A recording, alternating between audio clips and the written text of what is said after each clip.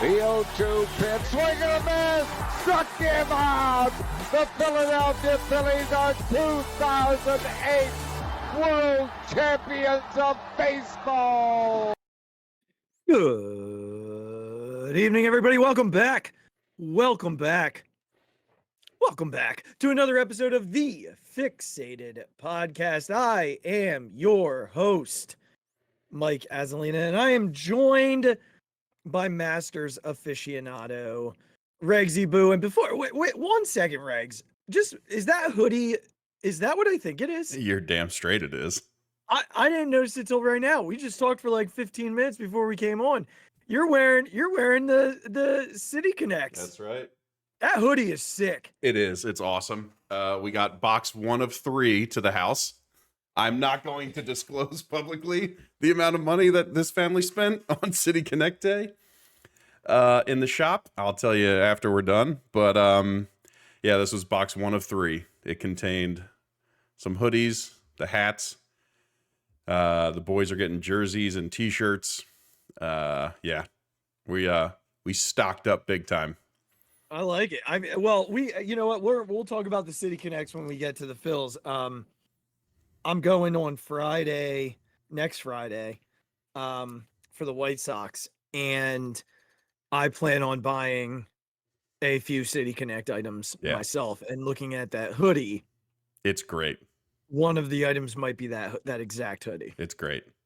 So, look, back to the initial thing. Happy Masters Week, buddy. And also with you, as we've been saying. I love it. I did it surprise you today when I sent the text message to you and Banksy with my screen full of the Masters. Yes. Like, did it surprise you? No, I know that you watch. I know. Listen, watch. you're not as crazy as like me and Banks with it, but you definitely tune in for the majors. I do. I watch you've the majors. become more in tune with it, I'd say, over the past several years. So no, I wasn't surprised. Yeah. Well, I think I was more proud. Yeah, was the main fair. feeling. That's fair. I was also proud. I have not ever been able to do that because I always am working. That's on right. Masters That's Thursday. true. Welcome to that club also. So this was cool too. Isn't it wonderful? I was working, but I was Sure. watching, Yeah, everybody was working today. If you look on my computer screen, there's actual work. My screen too. Yeah, sure. Yeah, okay. Let's just briefly talk about that. We were talking about surprises beforehand, but I have not gotten a chance to listen to the new episode, which stinks because I watched today but didn't listen to the episode. Who did you guys pick? So we went back to, obviously we pick our major winners the instant the golf season starts. We don't like pick the week before. We don't have any context. We pick them day one of the new golf season. So I picked Victor, which was a tough pick considering how he's been playing lately. It was a great pick at the time because he was the best player on the planet. And then Scotty went nuclear. And Banksy had Rory. So those were the original picks. Where was Rory at today? Oh man, that's a good. I don't even know if I checked. Let me check. I'm gonna check. So, I don't think it was great. Is like. Yeah, I'm trying to remember. I don't think I saw him. He is currently. He finished 1 under for the day. Okay, so he's like in that 15. Yep. To, like, He's in the top 20 right now. Yeah. Yeah. There's a bunch of them tied at 17. I think at 1 under. Yeah, because Tiger is 1 under, and he That's was right. like in that range too. Yep. I'll tell you what, like it ended up being a pretty nice day there, and I know the weekend's going to be gorgeous, but you could tell the winds were just screwing with these guys all. Oh yeah, absolutely. Like, look, there always is, and someone put this out there as like statistically, they went back and looked like there's certain draws of timings that give you an exponentially better chance to win at the Masters. Tiger was unfortunately not in that category. He was in the other side of wrong. But it's just, I think the thing that you see when like Tiger is in those conditions is that there's still maybe no better mind in the game of golf at thinking and knowing what the exact best shot is for any conditions. There's just not a ton of guys nowadays that have every shot in their bag for every condition. And we even talked about this with Rory, is that Rory just likes to hit his driver as far as possible, and all his other clubs he just throws way up in the air and hopes that they don't have too much spin and they stop somewhere near the hole. Like, you saw Tiger today. Like, he might not be able to execute all those shots anymore. Like, he just physically, he just can't. But in his head, he knows the perfect shot and like has the talent to execute it. And like you said, not a lot of these guys do. Like, they're just so used to hit it as hard and as high as you can. Yeah. As SVP was saying, when Tiger was on, I think he was on 9, he was like, no one has the notebook with all the dog-eared pages, and the depth of experience, and just close your eyes and know exactly where you are on the course, which club to pull out, how hard you need to hit it, the way that Tiger does. Yeah.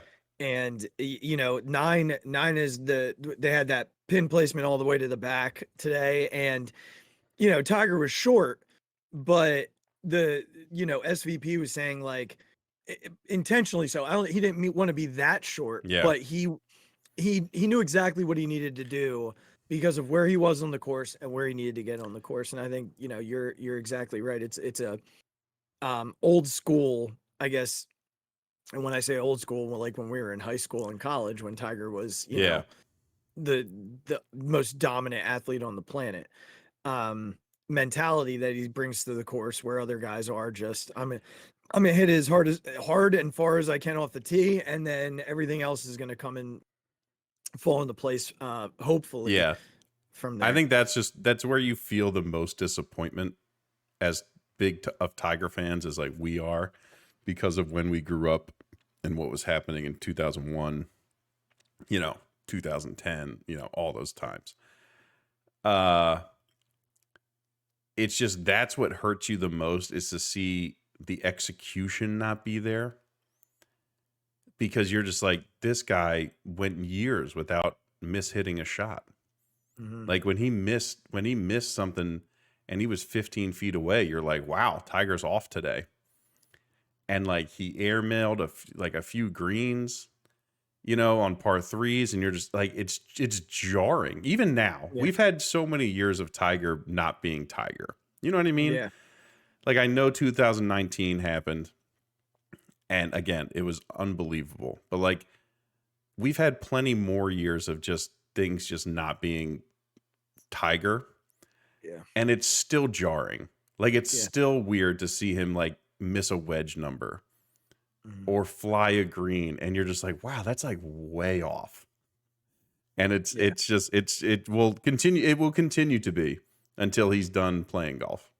Well, yeah, I think it's just the aura, the presence, the vision that he's there. And, every hole the guy steps on is 15, 16 people. Oh my gosh. The picture least. of him on number 1 was like, it's always incredible. Yeah. And you're right. We had 2019, and I said to you before the show, I would just love, like, Tiger to be anywhere in the conversation on Monday, or Sunday, even if he's in like the very edge of the conversation. Like, I'm talking like 5 strokes, 6 strokes down on Sunday. I'd still be like, all right, well, Tiger's in it. We talked about this on the pod, Banks and I. We're just like, make the cut, make it to Sunday, and just not be limping around like he was that one year. Yeah. Like it was tough watching him try and get around there. Yeah. So that's the hope. We just want to watch him for 4 days. Yeah. And with the ability to watch every shot, like with the Masters, like, again, it's the best viewing experience that golf has to offer. Yeah. So being like tonight, I'll go back and I'll watch every shot. from his round today, because I was in and out, like you said, working, I had him Yeah. up, but like you miss a shot here, you miss a shot there. Yep. Yeah. And it's just the best.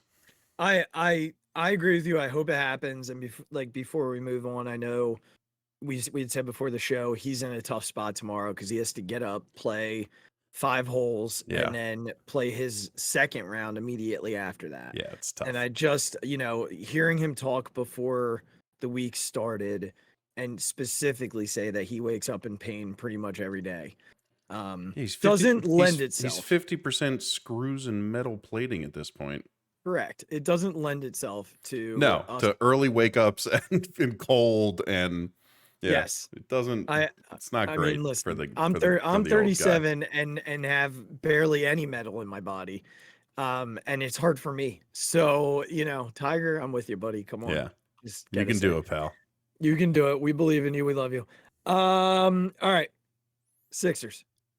So I have to retract a statement. I have to apologize publicly and admit my wrongs on this very show. As he regrets the error. On this very show, last episode, we brought the Sixers back because Joe was back. And I said, look, we're playing for the playing game. There's no way they're going to find themselves outside of that playing game. And Regz, there seems to be a way that they're going to find themselves out of this playoff game. There is a scenario where I believe Orlando needs to lose 2. The Pacers can lose 1 or need to lose 1. It's some sort of weird combination like that. And if it occurs and the Sixers win out, then they are the 6th seed. Yeah. There's some world where it's like less than 1% chance where they can end up the 5. And then there's the most likely world where 60% chance shows them as the 7, which means they'd be the home team for the play-in. And but would have to be delayed because the Flyers' last home game is that Tuesday. Yeah, which is hilarious. They were talking about that. So I don't know what'll happen there. Because the NBA is on a tight rope in terms of scheduling, where I feel as though the Flyers are probably the ones that would be more likely to either postpone or move their game to another spot. So we'll see what happens there. I just don't think the NBA can manage that, and the Sixers are going to want their home court. So let's play with both scenarios here. Let's start with they get the 7 seed and win the playing game. They'd be matched up with a banged up, Doc-led Milwaukee Bucks team. If they somehow reach the 6th seed, they would match up with a team who has challenged them this year, the New York Knicks.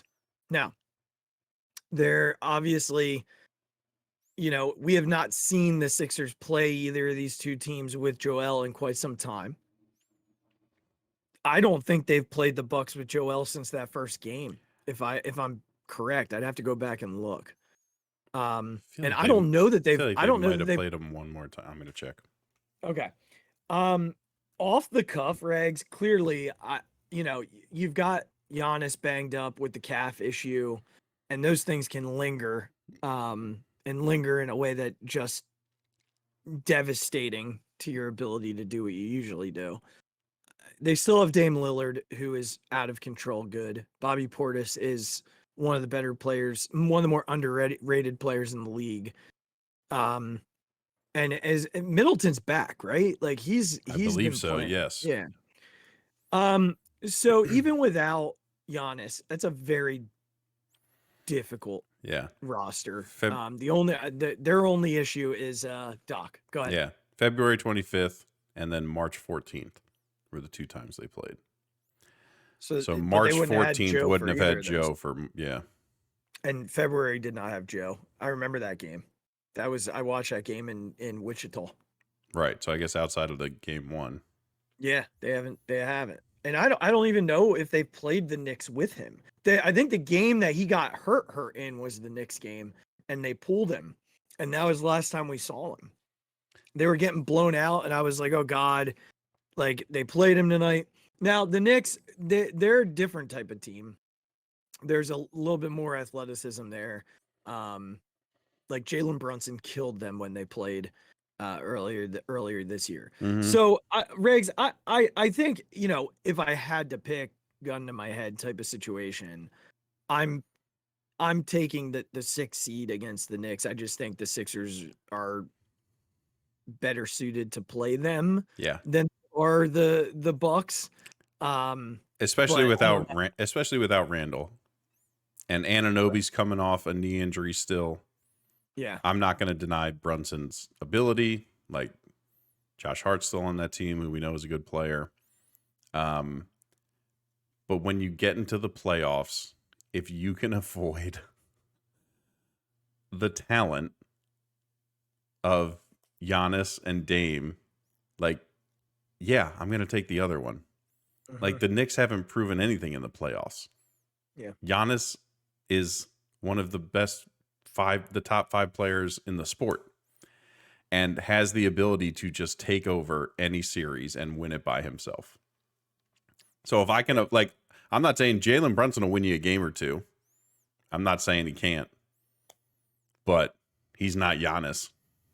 Yeah. And at this point, the Sixers are the 7. Like Yeah. at this moment in time, they're the 7 seed. I would much rather take the Knicks, where Joel plays great in New York most of the time. Mm-hmm. He loves it there. So Ty plays well there too. Yeah.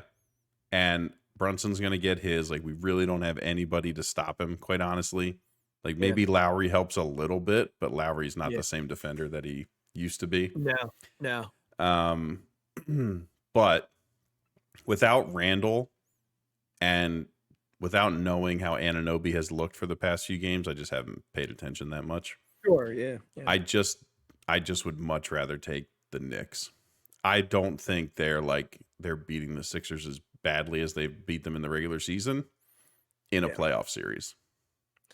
I also you mentioned him, and I just want to touch on this. It has been a blast to watch Kyle Lowry and Joel Embiid play basketball. Yeah. I mean, wow. Lowry's a fantastic basketball player. He's just he's just old. Yeah. But like Kyle Lowry was a great player. Super good player. And a great point guard. Like Tyrese is a 2 guard. Mm-hmm. He's not a true point guard to the level that Kyle Lowry is. Well, Lowry's been getting a lot of those minutes. Yeah, right.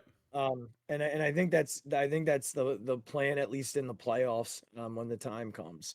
You know, he was biding his time a little bit, but I you know, Lowry's been getting a good portion of those minutes when he's been healthy. All right, I wonder. I don't know when the deadline was. It's either today or tomorrow that they have to switch over councils. They already did it. Did they? Yeah, did they end up signed to do doing a it? real contract. Yeah. All right. Good, because I think he could be very helpful to them in the postseason. Yeah, for sure. In some way or another. They become a little deeper. You know, with some of these returns recently. You know, Batum's back and healthy. Lowry's playing more. Milton is finally back. My goodness. Yeah, I know. Jeez. So they're a little bit deeper than they were, which is nice. So we'll see, man. I dare I say optimistic about this postseason run. Do they find themselves out of the second round for the first time? Yeah, that I still don't know. We have to see the path. Yeah, I have much more confidence in them getting there. If we were playing the Knicks, I'm like, regardless of what the Bucks are doing, like, you have to be afraid of Giannis and Dame in the playoffs. Like, you just have to. Dame scares the exactly. You just have you just have 2 guys who have no fear and have the talent to like literally carry them. Yeah. So yeah, give me the Knicks without Randall, and you know, with a banged up Anunoby and all that stuff. All right. Well, we will keep you all abreast of what is going on as the Sixers wind out their regular season on Saturday. Yeah. And then the play-in games are on Tuesday, Wednesday, I believe even Friday, right? I think the playoffs actually start. Maybe the playoffs start on Friday and it's over the weekend. Yeah. But yeah, so we're gonna be in it here for the next. It's unbelievable. I can't believe the freaking NBA regular season's almost over. Well, here's the thing: we didn't pay very close attention. Well, we are not gonna lie. We didn't really have to. We No. you know. We knew what was going on. That's right. We're not blind. No. And we're not scared. We admitted it. We told everyone exactly what we were doing. Very transparent that we were not going to waste their time. Right. With talking about a team that just plenty of great Sixers pods out there you can go listen to if you really want to talk about the Embiid-less Sixers. Absolutely. We're not one. No. Listen, we'll give you what we can. There's no lack of effort, but there's awareness. That's sure. There's awareness, and we were very aware this was not something that we want to talk about. Something I do want to talk about though. Tomorrow, Regz, I gotta tell you, home Thursdays and home Fridays are now going to be a blast at Citizens Bank Park. Yeah. Because you've got the Powder Blues on Thursdays and you've got the City Connects on Fridays. And then on Sundays, you still have the Creams. Yeah. So we haven't talked about like what overall feel of the City Connects. What did you think? Did you see like the leaks when they first came out? Like, what was your overall take on the whole thing? Andrea said to me tonight, you weren't sure. I've been hypercritical of like, oh yeah, some of them all been terrible. Yeah. I actually like the National City Connects. They wore them last week against the Phils. I do. The Cherry like Blossoms, the Cherry Blossom City Connect is pretty sweet. So the leak initially, I gotta tell you, I wasn't a fan. Totally with you. And I struggled with just the look of the jersey. Then they released the full uniform on the players. Yeah. I cannot make that jersey look. Yeah. When JT Realmuto puts his, 7-inch python bicep in there or whatever, the 7 is not the right word. That's like my bicep. Whatever his huge forearms and biceps are, go in there. It looks far cooler than what I anticipated. Yeah. I think the pants, the dark pants and the dark hat really pull it nicely together. Your hoodie is a really nice representation of what I think the jersey is. Like that's a hoodie I'd wear. Yeah. Bar none. Right. So I like him, man. I got to see him on the field. I'm a person come next Friday. Yeah. I think leaning into the dark blue was because like if they tried to make the pants that light blue with the yellow, it's like then we just look like a clown show. Like you're absolutely right. The dark pants with the hat, with the dark hat that's not overstated. And like I said, I got that. Like I got the hat too. The hat's sick in person. So yeah, we will see that on a future episode of Mr. Azzolino wearing those. But I was very happy that they leaned more into that side of the color palette than the bright.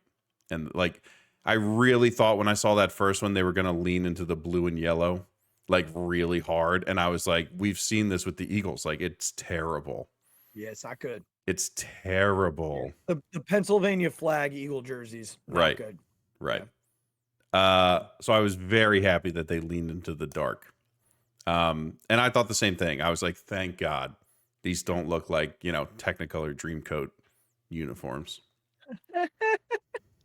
I'm really a fan. I also appreciated the video that released. Like it just, I really liked the way that it was released to us. I'm excited about the opportunity to see them on the field tomorrow. Yeah.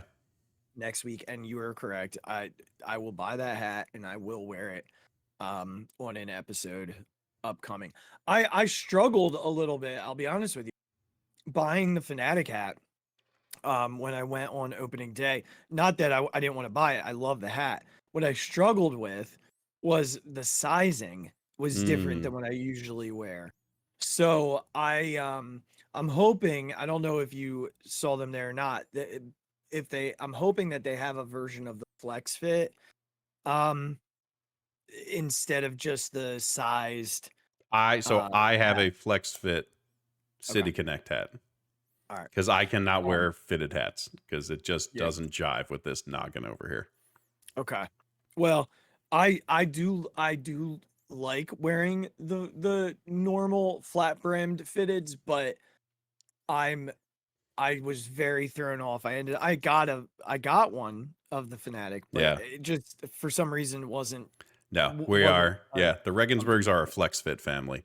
Okay. With the Well, size of the heads over here on this I- side. So, yeah. I will probably be there with you on this one. So Again, all right, well, if they're not there, I'm you can find excited. them online. Because, like I said, I bought mine a Flex Fit, so they're I there. do think a week after they release, I am sure they'll have plenty of stuff. They're gonna have plenty, especially the first night they're wearing them. They will have plenty. I would imagine. That's tomorrow. I'm not there tomorrow. Oh, right. I'm sure it'll be fine. Yeah. Yeah, I'm not stressing too much. And if the store is packed on Friday, I'll just go when I go on Sunday. Yeah. Go and get then. All right. So how about the team who's dawning? Let's talk about them. They are now 7-6 after tonight. They beat up on the Pirates. Jaden Jones, the young right-hander for the Pirates, looked very good early. Although the Phillies did make really nice hard contact of them early in the game. He settled it. It was tough. But Phillies had a big 7th inning, gave themselves a nice cushion, took a 5-0 lead, and let Nick Nelson take them home to a 5-1 victory, which pushed them over the 500 mark for the first time this season and puts them within a game of the Atlanta Braves, who had their doors blown off by the Mets today. So a couple of things I want to just talk about here. And the first is the pitching. I cannot say enough about the starters. I cannot say enough about the bullpen. Everybody's doing their job. Yeah. This is what we thought this rotation would be. This is what we thought this bullpen would be. Again, if you take out the Brogdon innings, which I understand you can't, and you take out Alvarado's first outing, which I understand you can't, they have really come back into their own. They had the blown save the other night, the Hoffman ordeal. He could have been out of that inning. He had a strike 3 that was missed, and probably would have ended up a very different outcome. They ended up winning the game, so it didn't bite them. But overall, like, just real quickly, punch by punch, Wheeler's been phenomenal. If you were to tell me they would win him some games, if you would have told me they'd be 7-6 and haven't won a Wheeler start yet, I would have been stunned. Ranger was freaking fantastic tonight. Just this team's been hitting the ball all over the place and didn't even look like he had his best stuff. No, this is just who he is. Extend him, extend Hoff, just extend him. Yeah. Spencer Turnbull has been a revelation. I think at this point, he's gone 11 innings and he's given up one run and it's unearned at this point. Sanchi didn't look great yesterday or over the weekend. Early returns on him. He's had to battle a bit. But I'm not panicking. I still think he only gave up 3 runs. Yeah, you know what I mean? Like, he's battling. Yeah, he's battling. Yeah, but it's one of those things where, like, I saw a lot of like that, not that feedback, but like you almost, it's like we said at the beginning, like he's your 5th starter. Like if he's going out there and giving you 6 innings of 3-run baseball, like, sign me up for that, please. Yeah. Like we've seen the opposite, like the Bailey Falter starts Yeah. before he Yeah. got here. Yeah. Like we know what the other end of that coin looks like. So Mhm. I'm not going to be mad at like Chris Sanchez maybe not looking extra sharp right now, but like you said, he's not giving up 9 runs, No, he's in finding a 4 way. innings. Like Mhm. I think there's a confidence there with him that he knows he can do this. And I think there maybe was like he just didn't quite have it that other day. But like to go out there and not make that a 6 or 7 run game for him, I feel like is a huge difference and a huge step. Like it's a great sign Yeah, tomorrow will be an interesting start for him because against the Pirates. the Yes. Pirates are the best offense he's faced to Yes. this point. Yes. The Reds are an okay offense, but the Pirates have dudes all over the lineup Yes. that can get you. So tomorrow will be an interesting look. And then Nola, to me, through 3 starts, obviously the Brave start was what it was. Punched his way through that national start, and I was impressed with Nola yesterday. Gave up. It was crappy weather. He usually Nola in crappy weather, disaster. Yeah. But he bared down when they gave him the 4-2 lead. He came back out and had the shutdown 6th inning, which is not When Nola's typical. going bad, that does not happen. Yeah, so I think every start we've seen steps forward from Aaron Nola. Yeah. Did you see Gelb's article about that start in the weather? With the way that like he took his like velocity Yeah. down. The whole staff did. Yeah. Everybody did. Yeah. Hoffman even too. Yeah, well, I had a moment with Hoffman, and I had to like remember that Nola did it and Strom did it, Sir Anthony, like everybody did it yesterday. But my moment with Hoffman was crap. He had a rough outing. Yeah, right. Velocity's down, and then it trickled into my brain that he was doing that because of the mound. So yeah, but and then the bullpen, we don't even have to, there's still moments with certain guys, but they're coming into form, and Kerkering's on his way, and he's looked fantastic. Yeah. So I think Kerkering will be here by the end of the weekend, if not early next week. Yeah. Well, the fastball was sitting 96 to 98 tonight, right? Yep. Slider is moving. So, pitching has been right where we wanted it to be. Anything that you wanted to talk about there? I just think it's been like, I would even say better than we expected, like for the beginning of the season. Like you almost kind of expect pitchers to have this ramp up period, even though spring training is mostly for pitchers, right? To get their arms back and get them ready to go. Like you expect when you're back in the regular season facing major league lineups, during every start, there's going to be some weird ones. There's going to be days where you just don't have it and they're giving up 6, 7 runs. Like this staff has not done that. They just haven't, outside of those 2 Braves games to start the year. So yeah, it's been great. I need our starters to continue to keep going into like the 6th or 7th, so we can have days like this where we go Marte into Nelson. Like we were using Alvarado a good bit. Hoffman, like you said, there was a little bit of concern maybe about the velocity, before you take into account the mound and all that and what they were obviously trying to do. But you just like, let's keeping those arms fresh when we can. Like hopefully the starters start ramping up, going, 100 pitches. Wheeler already did that. Nola was pretty close the other day. But getting into like the 7th inning, right? 7 1/3, 7 2/3, and then bringing out those guys and having those, 7, 8, 9 innings that we're expecting. Yeah, and you mentioned a guy there that I, give flowers to, and that's Junior Marte. Like, geez, man, again tonight. Like, I mean, even Soto's look good. Yeah, Strom continues to look great. Like that guy. I told you before the year started, I don't know if we said it on the air or not, but I was really excited for the Matt Strom experience this year, because last year he was inning as a starter. Yeah. And now this year he can just be the relief that he was supposed to. And they're loaded in that bullpen. Like Soto came in to close a game the other night, and it was right.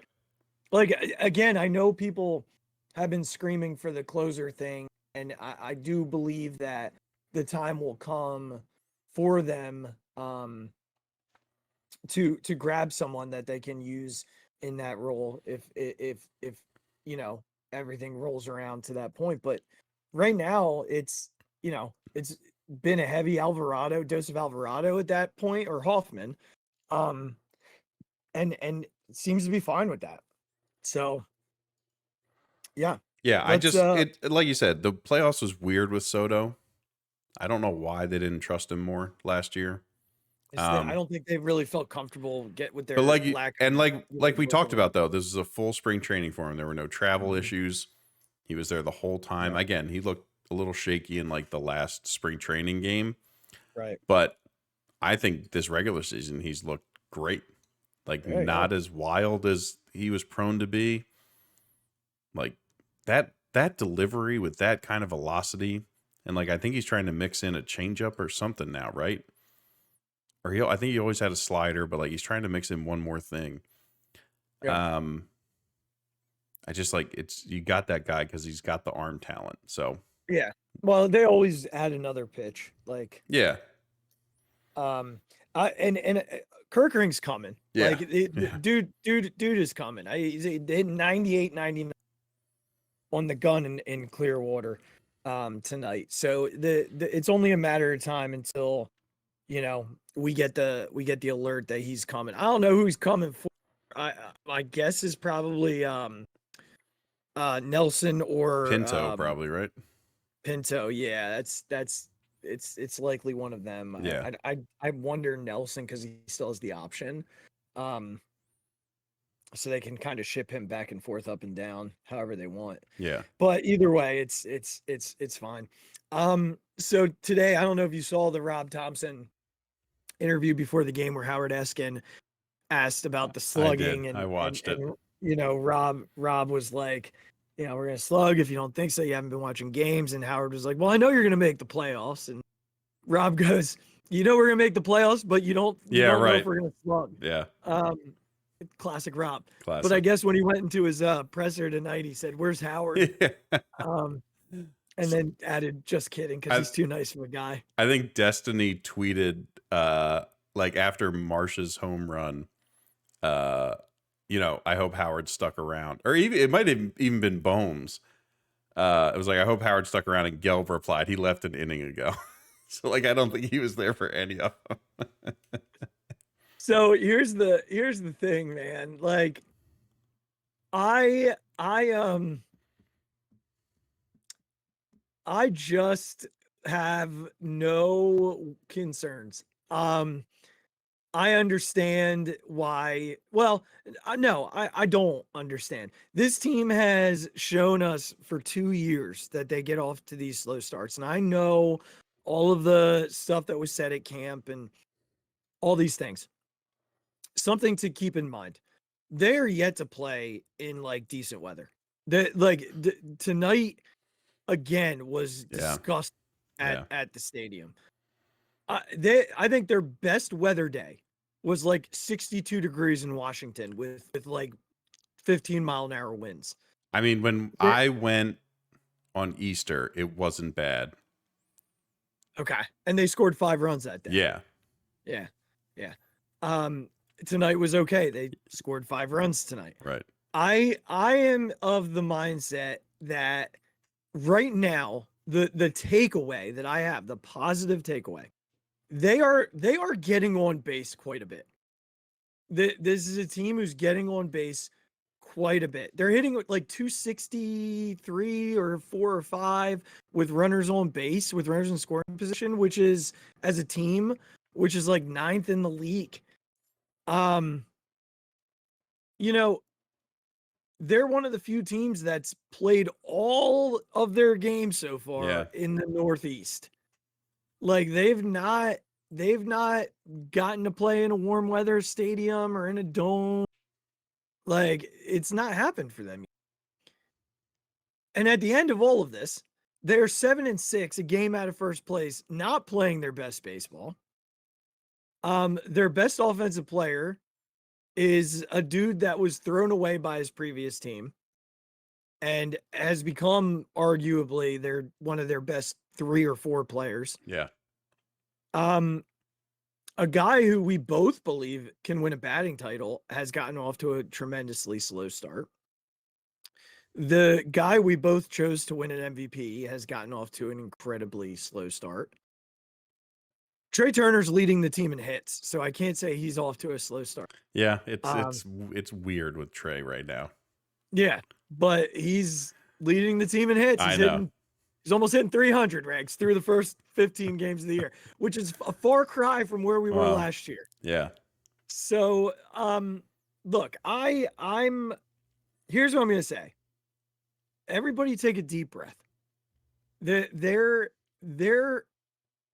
fine right now. I understand the frustration. I think the frustration that I see the most is they're not doing enough to take advantage of when they get guys on. The starting point is getting guys on, which they didn't do a whole lot the first couple of months of last season. They're already getting dudes on. The time's going to come where people are going to get the big hits and luck's going to break their way. I mean, the first inning alone tonight was a travesty of bad luck. Schwarber hits a ball 100 miles an hour, single. Trey hits a ball 90 miles an hour, single. Bryce hits a ball 111 miles an hour, right at it, dude, double play. JT hits a ball 115 miles an hour, right at it, dude, to end the inning. Like, if those 2 balls are hit with any amount of air under them, or 2 feet to the left or right of those defenders, and that the score is anywhere from 3 to 4-0 in the first inning. Sometimes luck is just not there in baseball. But the swings were good. The approaches have been better outside of one guy. He who shall not be named until he decides that he's going to be good. But yeah, I'm not going to sit here and kill Rojas tonight. I'm not. I think, if certain dudes were doing their job, we wouldn't even be talking about Rojas. So, that's where I'm at. Yeah, I'll make this quick because I told you I was going to come on before the 7th inning happened and have a very long rant about this Phillies offense. I have calmed down, as you advised. And then I also wanted to take it a little bit a different direction. Matt Gelb had an article talking a lot to Castellanos about this new approach of less chase, less chase, less chase. And as Nick does, when asked thoughtful questions, he gave a very thoughtful answer, saying that, yes, by all accounts, he is chasing less by a certain percentage. Again, you could argue the eye test on that. But he said that sometimes takes away from his ability to have his A swing on balls in the zone because he's so worried about not chasing pitches outside of it. And it was an interesting point. And he didn't only say it for himself. He said, I think this might just be something that we have to find a happy medium on. They brought in hitting coaches to try and get this team to chase less. But when you do that, it's you can see that when pitches are there, they just aren't getting their best swings off. So it was just, I only bring it up we don't have to have a 20-minute conversation about it. It was just a very interesting and thought-provoking article where Gelb, as he does, asked thoughtful questions and got great answers from Castellanos on kind of like, how does this team of guys that are naturally swingers try and, find that middle ground of not being able to get run out of games by teams just never throwing strikes like they did in the playoffs. And I think what I appreciated about it was that it seemed like all the guys had bought into this chasing less thing, that they weren't fighting it. Regardless of maybe they have to find, like, they're still searching for this middle ground. It really did seem like everyone was on board with it. And again, they have to work to find what works for everybody. If you've gone too far in one direction, like, you have to kind of bring it back. And there's quotes from Thompson in there about, like, look, we don't want to take away these guys' just natural ability to hit a baseball and hit it hard. Like, we're not trying to do that. And maybe spring was so much about don't chase, don't chase, don't chase, that maybe we pulled it a little too far this way, and we got to kind of bring it back and give these guys the confidence, like, go up there and have your A swing all the time. So it was just a really great, some really great insight into maybe why the team as a whole is, like, the offense is struggling a little bit, and like where they're trying to, like, get to eventually. Yeah, it's a good point. It could take some time for them to, because Cassie's swings don't look as aggressive. No, they don't. Do. So I'll be curious to kind of see how this plays out throughout the year. And I'm not worried. They're 7-6. Like, they were 1-5 last year. Right. Like, right. Let's keep all things in perspective. The playoffs, like, I think in some fans' minds, the playoffs, just every time they chase a pitch, it's like, oh, nothing's changed. It's the same stuff. This team doesn't learn. And it's like, yo, breathe.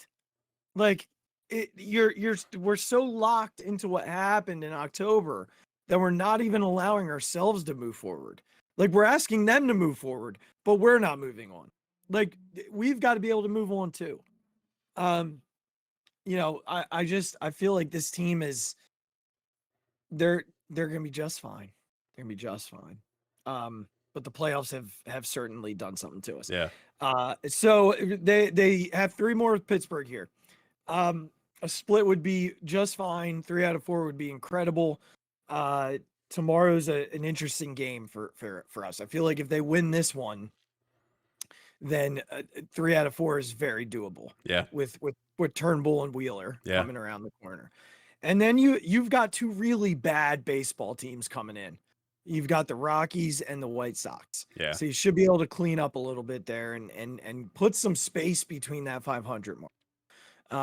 Before you head out on the road to what is certainly a difficult road stand, because they have to road trip because they have to head out west. So, right. Let's get a little space between the 500 mark. Yeah. We shall see. I'd love to see 8-2 on this homestand. That would be awesome. Unbelievable to see 8-2. Yeah, absolutely.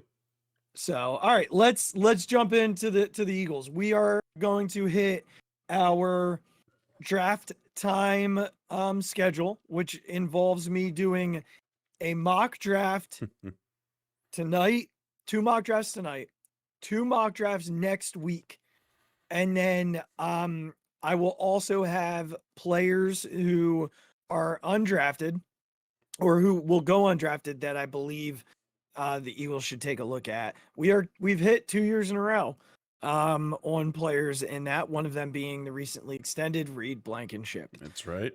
And then on draft night, there is conversation of Azzy and Regz potentially being together. Azzy, Stay tuned. May or may not have put in a certain PTO request just recently. Ladies and gentlemen, this could be coming to fruition.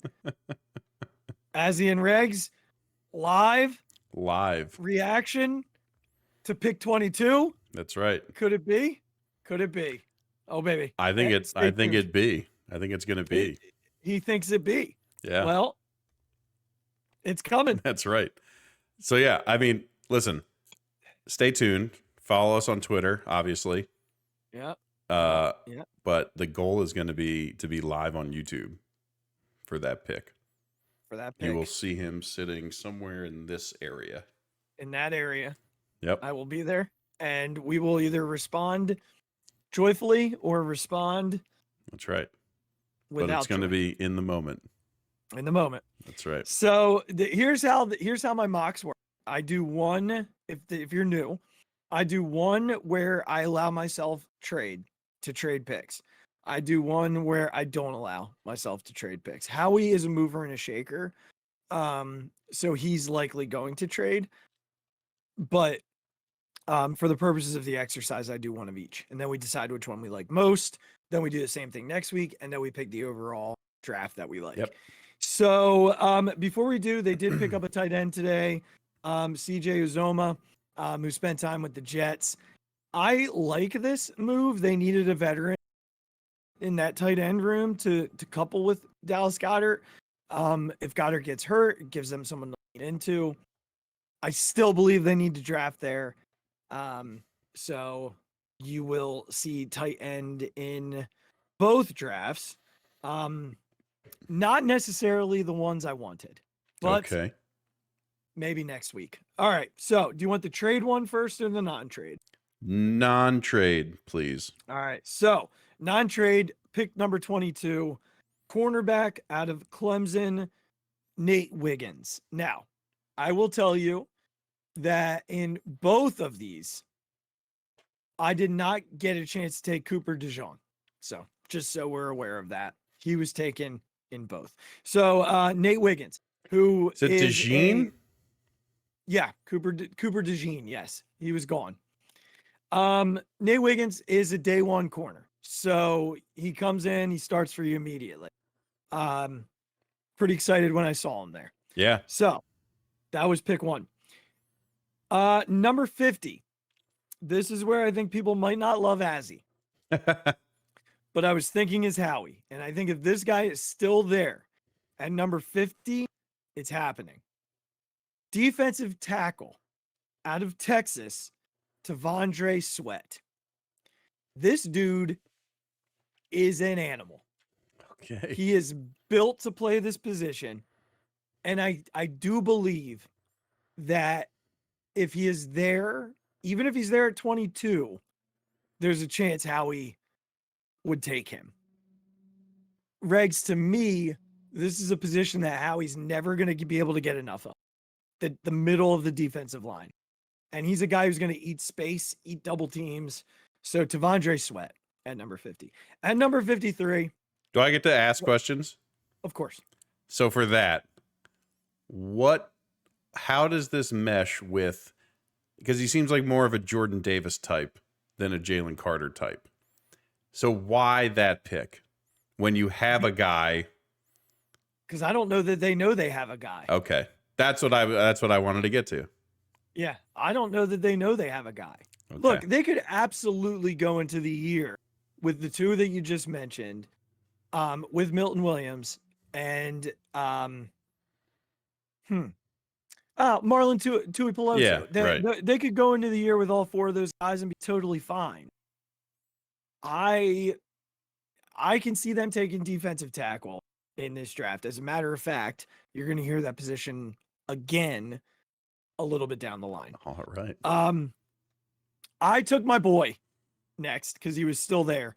Linebacker out of Texas A&M, Edgerrin Cooper. This guy flies all over the field. All over the field. I love him. I want him so badly. I know they're not taking him at 22, but I do believe that if he's there at 53 and they don't take him, there's potential for me to have an actual coronary, and I need, if he's on the, for them to take him just because of his ability to play in space, to rush the quarterback, to tackle in the open field, to cover, all of the things we don't have athletically. Yeah, right. Position. At pick 120, I didn't love anything there, and the offers, like I said, this wasn't a trade draft for me. I do think they need to add to their running back room, so I went running back here. Little bias in this moment. running back out of Notre Dame, Audric Estime. Estime is a back unlike any they've had in a long. He is a ground and pound big back. Yeah. Who's not afraid of contact, but can also run right into the open field in breakaway fashion. He's not a make you miss guy, he's a make you hurt guy. So I'd love him as a compliment to Saquon. And honestly, I'd love to have him for short yardage situations. Yeah. We don't always have to put the ball in Jalen's hands. Right. And look, let's be honest, we don't know how that play is going to work now. Yeah. We don't. Like, as much as you want to think that, like, Jason Kelce was a big reason that play worked. Mm-hmm. And you also now need, right? You're having a right guard. Yep. Who's new. Not new, but like you're having a different starting right guard. Yep. So we don't know if that play is going to be as automatic as it has been. Absolutely. You're correct. At pick 171, went with tight end out of Penn State, Theo Johnson. I really like a couple of tight ends in this draft. However, none of them were around when I picked, and the trade, when we get to the trade version, trying to move up to get a tight end just felt silly.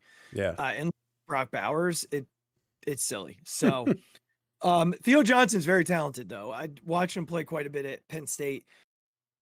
You know, Penn State always seems to have these types of tight ends, super athletic tight ends, go up and get the football. He could be a fun project for them.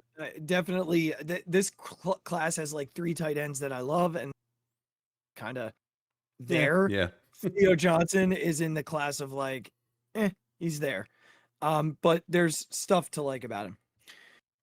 Pick 172 right after that, Justin Igby, defensive tackle out of Alabama. So I see this more as a Tui Pelotu pick. A lot of upside, plays at Bama. So there's that. I think it's just one of those, like, it's a position you value. You're going to take guys there for depth. And he's that type of depth. And then I went cornerback out of Tulane, Jarius Monroe. I could also see him being undrafted. And I've read a bit about him and I like him. So since he was there, I was like, whatever, I'll pick him. But could totally see him falling into the undrafted category. Things you'll notice about this draft, Regz. I didn't take a tackle, an offensive tackle. Yep. I was going to mention a few things. And one other thing, and then I'll let you go. I also did not take an edge or a receiver. Yep. Your turn. Yeah, that tackle was going to be where I started. I even was thinking, like, in the later rounds, just like a safety that you think has some upside. I know by all accounts this isn't a great safety draft, but they just need, I think, some more depth in that room. And some guys dissimilar to who Reed and Sidney Brown are. Like, they need coverage safeties. They got the guys who can go downhill and stop the run. And that's what you're hoping Sidney Brown turns into, a slightly better version of Reed Blankenship, right? Reed is like the average. You're hoping Sidney turns into a better version of that. But you've seen the success of coverage safeties and their versatility and just the ability to be back there and like be something a quarterback has to think about. Yeah. The Eagles just don't have that. And I get it. They're not going to spend probably and again, this is not the draft to do so. So they're not going to spend a high round on this, but maybe it's something that you spend a late round pick on. Just like a guy just has the coverage skills or the attributes that would contribute to good coverage skills. Or something like that. Right. And so with safety, safety was tricky. I looked at safeties toward the after at 172 and 210. Because up until that point, there's really only one safety. and he went at the end of the first round. Yeah. And I didn't necessarily love what I saw, which there was one guy who I considered. I'm going to talk about him in a little bit. Spoiler alert. But I decided not to go there because I wanted the kid from Alabama at D tackle. Yeah. Again, this was not a critique. It was just a, sure. just an interesting. Just noticed it. Exactly. I got you. Okay, let's do the trade version, which is different. And but again, still doesn't hit everything. So, all right.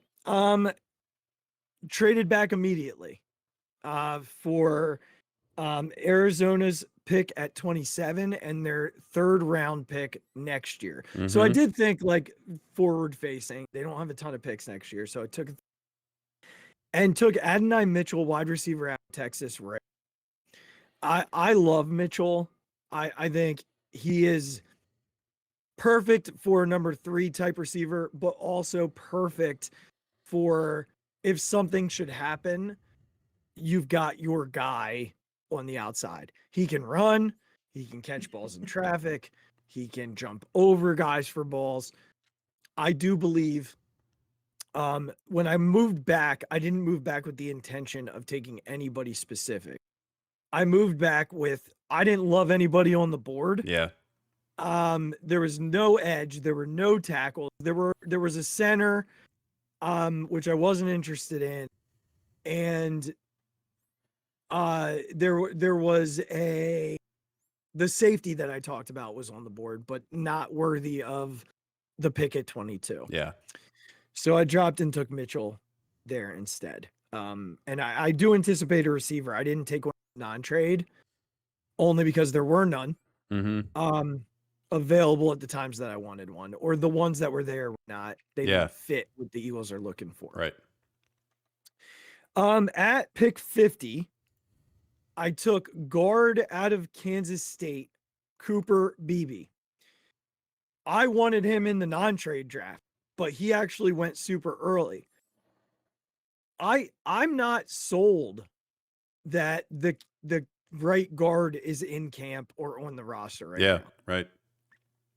So he was there. I took him. I think he's a starter immediately. Very athletic guard, exactly what they look for in a guard. Yep. It would be a really nice compliment to the right side. I traded 53 to Pittsburgh for pick 66, 84, and a 2nd round pick. So I don't know what the heck they wanted, but they came and got it. And I took Cedric Gray, linebacker out of North Carolina. I've read a bunch about Cedric Gray. People seem to think he is a dark horse in this class. Okay. That he's a very cerebral linebacker. What he lacks in athleticism, he makes up for in his he knows where the ball is going to be, finds himself at the ball. So I'm intrigued, and he was there, and I wanted a linebacker, and I'm trying to make this come to fruition. So I took Cedric Gray. 84. I literally just heard about this guy on a podcast yesterday. There you go. As a dark horse, underrated player at this position. Edge rusher out of Western Michigan, Marshawn Neeland. Bendy is the word that was used to describe him in the podcast that I heard.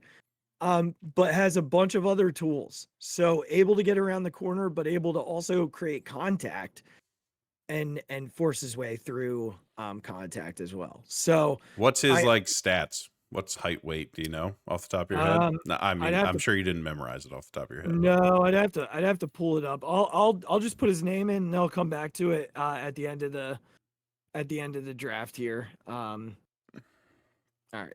Keep going. Keep going. At pick 119, I moved up one spot. It was like a pick swap. I took Andrew Phillips, cornerback from Kentucky. This is where I feel like the Eagles like to take their corners. Like early parts of day 3. Yeah. So I he reminds me a little bit of Keely from what I read. Yeah. So another project, but could be a nice surprise. Right. I don't think that's where they go with corner, but it's where I landed. Familiar name at 171, Justin Ibiogbe, defensive tackle out of Bama. So I took him in both drafts. There you go. This time I just took him 1 pick higher. With 172, I took the safety that I looked at in the previous draft, Keaton Oladapo. The reason why I decided to take him is he's exactly what you described. He is a perfectly fine depth piece at the position. He was a 2-year captain at Oregon State. So clearly a leader. Could be someone that just provides depth and special teams, but at a position of need in that area. And then I took Tanner McLaughlin, who's another one of those tight ends from Arizona, but I do think they're taking a tight end just based off of what they need. So I got to be honest with you, Regz, and then you can give some feedback on this draft. I didn't love either one of these. If either of these were the Eagles draft, I don't know that I'd leave feeling good about it. I think I'm with you. The boards did not fall in my favor. It would just be very Yeah. And look, like I don't know how else to put that, but it would just be very Yeah, I read something today, and that's why we're going to do a couple more. Because again, I wasn't pleased with the way the boards fell for me. I was very frustrated. But I don't allow myself to restart. Like I do. Once you're in it, that's it. I will tell you, I do a practice one just to get in the mindset. But then 2 and 3 are 2 and 3. Yeah, And that's it. yeah. Like I don't do any more. So here's what's interesting. WIP put out a tweet today about Howie's draft history between picks 14 and 30. Okay. Let me run through these picks for you. In 2011, they drafted Danny Watkins at pick number 23. That was the firefighter, who never really played. Yeah. 2014, they took Marcus Smith, edge rusher, at pick 26. He never played. 2015, Nelson Aguilar at 20. I thought he was going to be really good. Yeah, but dude, he was super good the Super Bowl year. Yes. Super good. Watching him at USC, though, didn't you think like, oh my God, we got that guy? For sure. Yes, he torched Notre Dame. Yeah. But without him, they don't win the Super Bowl. Point, period. Oh, yeah. End of story. 2017, they took Derek Barnett, another guy who we had a love-hate relationship with, but I don't know that they win the Super Bowl without Derek Barnett either. So, 2019, Andre Dillard. 2020, Jalen Reagor. Yeah. 2023, Nolan Smith. Jury's out. Look, it's not an easy spot to pick. You're sort of past all of the stuff. Right. Let me say this. And again, I'm doing a computerized version of it. It's not humanized at all. There's a really good chance that 6 quarterbacks go in the top 10, which means really good tackles are going to fall. Really good corners are going to fall. And some decent receivers are going to fall.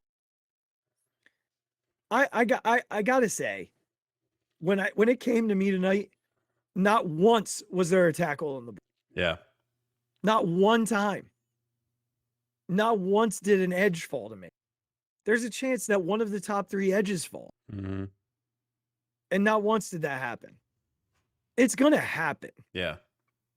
So, look, hopefully I get better luck next week. If I had to choose, we got to choose one of these two going into next week. I would probably choose my first. Okay. Yeah, God. Oh, ew. I'm taking the second one. Okay.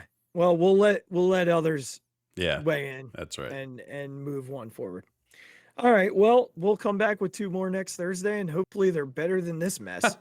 You Goodness did a great gracious. job, by the way. I appreciate it. I would be very disappointed in how he became. All honesty. Yeah. I honestly, if we were looking at the no trade one, and I came away with Nate Wiggins, Tavondre Sweat, and Edrin Cooper for my defense, I'd be like, heck yeah. But we're walking away with nothing. No replacement for Lane, no wide receiver free. Oh, baby. Right. So yeah. Okay. All right. Quick fixated. Look, I want to clarify 2 things right off the bat. I am not rooting for anyone's downfall, nor am I a conspiracy theorist. Both of those things need to be said straight out.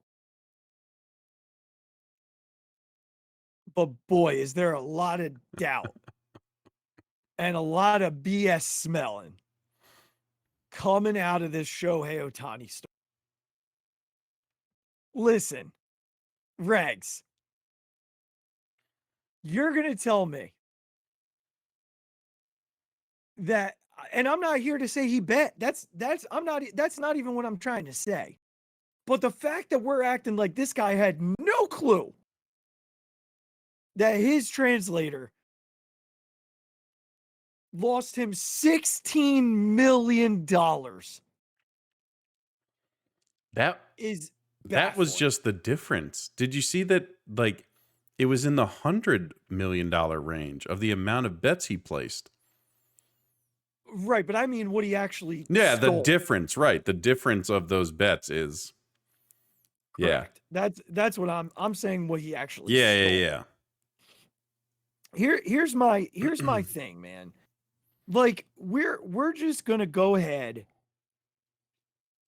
and assume that he had no idea. Like, I guess I just don't know that level of that $16 million can go missing. Yeah. And I don't notice it. Right. I mean, come on, man. Like, that's insane to me. Well, it not just him, but like who was responsible for his finances. Exactly. Also missed it, because it sure as hell wasn't the translator who was the financial advisor. Like, exactly. I'm so confused by a lot of this. Like, they're saying he was able to call the banks and disguise himself as Shohei Ohtani. Well, whatever bank that is better go bankrupt tomorrow. Right. Like, if you can't securely keep that level of money safe, yeah, well that's what I don't know. It's like, but that guy, like, he is Shohei's English voice. Right. So if you call up the bank and say, "Hey, this is like this is who it is," you would have the bank would have had to have known him previously. Yeah, because Shohei was going to set up the account. That's what I mean. Yeah. Like, so there's some level of, if this guy is essentially Shohei's voice in English, why would people question it? You know what I mean? Why would people who don't speak Japanese question it? You know what I mean? Like, if you're calling up a bank and you're the manager there and you're like, "Hi, this is so-and-so. Like, we've met before. I'm Shohei Ohtani's translator, and Shohei has asked me to," and I'm sure he has some level of access to the account for that very reason.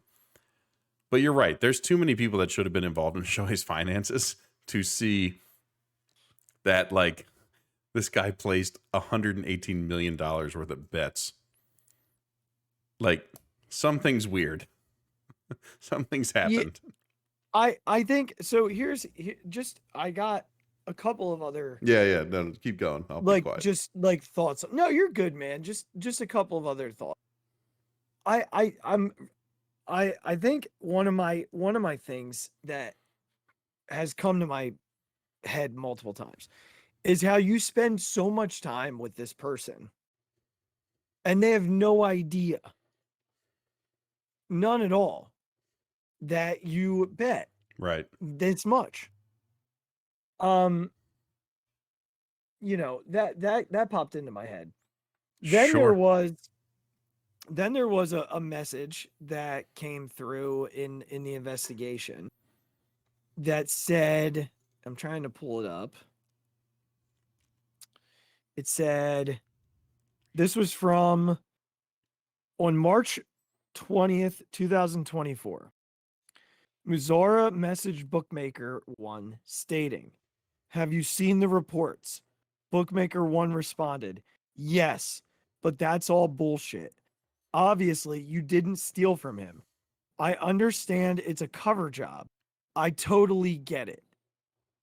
Mizora then responded to Bookmaker One, "Technically, I did steal from him. It's all over for me." What? That seems so weird to me. Like the bookmaker, the actual bookie is saying, "I know you didn't steal from him." And then he's saying, "Well, technically I did." Somewhere in between is the truth, is all I'm saying. Yeah, Like, right. somewhere Yeah. in between that is the fact. Again, I look, I'm not here to say Shohei bet. I actually don't believe he did. I was about to say, by all accounts, it doesn't seem like he did. But I do believe he knew what was going on. I'm not sure. Again, like you said, I'm not sure how you couldn't. For those of us that like don't live in the world of, I so badly want him to be a gambler. Yeah. He has nothing to do with any of this. He's clean as can be. Like, I'm living in the reality of, if I spend all day every day with somebody, I know everything they're doing. Like, and maybe that's not true. There are people who spend a good portion of their lives with someone who they love and care about, and that person's living a totally different life. Yeah, right. Look, that's totally fair. But this level of money, like disappearing from your account, like, Yeah. I don't know. I just feel like he had some idea what was going on. I don't love how quickly all of this like went away, then came back, and all of a sudden all is good. Yeah. It felt very fast. It just felt very fast. And I'm not gonna live on this. Like, if we're saying it's over, it's over. But I from where I sit, like, something just stinks of like, there's more to this story. We're never really gonna. Yeah. And it's fine. Like, again, I by all accounts, I like Shohei Ohtani. It sounds like he was super cooperative throughout this whole process. So good on him. And I mean, we'll move on, but I don't know, man. If It's weird. his net worth is $50 million as of, Yeah. so like, as $16 million disappear you, like, if like, put that into like the normal person's world, right? Like, just your typical average American, if they have 50 grand in their checking account or in their savings account, and $16,000 just disappeared, right. they're gonna know. Yeah. Yeah. That's gonna raise some red flags. Yeah. I don't know. I don't know, man. I don't know. I'm not defaming anybody or anything. I find it all very strange. Yeah. That's Yeah. all. I just sure. find it strange. So, all right, man. We'll do it all over again next week. That's right. I come home from Wichita on Thursday morning, so we will be ready to rock and roll on Thursday evening. I like it. So, until then, y'all, do me a favor. Subscribe. Click it below. Do it now. And then go to wherever you get your podcast and do the same thing and rate it. And then go on social media and follow at the Phixated Pod on Twitter. Follow at the Mic Drop 5 and at Big Regz with a Z. Phixated fan page on Facebook. Click the merch link in the show description below. And if you're like really pressing about the Phillies, don't. They're 7-6 and they're fine. Love you guys. Appreciate you. Enjoy Masters weekend. Go Phils. Let's go, Tiger. Oh my God! Deep to right field, way up there and way out of here. The Philadelphia Eagles are Super Bowl champions. Eagles fans everywhere, this is for you. The 0-2 pitch, swing and a miss, struck him out. The Philadelphia Phillies are 2008 World Champions of Baseball.